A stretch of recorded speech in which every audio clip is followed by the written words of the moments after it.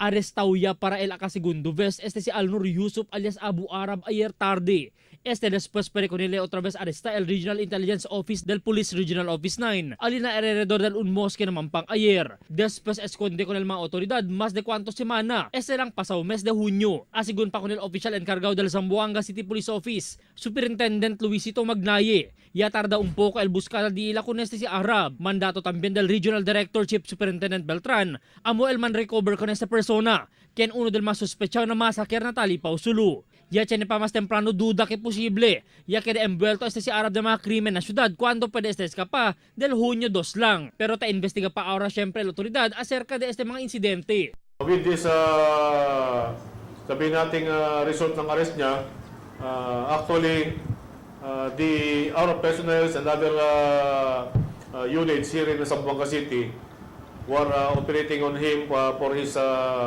rearrest. We're monitoring all the places that sabihin natin mga pinuntahan niya, but ano lang tayo, always one step behind. Ayer, el PNP Special Action Force, el tabisya con si Arab, cuando puede escapar na mano del dos de mga police escort del Hunyo 2 en camino era para na Hall of Justice. Ara doble-doble el kaso ta enfrenta si Arab, quien esperanzao el entraya na City Jail este día. Albert Luna, Dateline Zamboanga.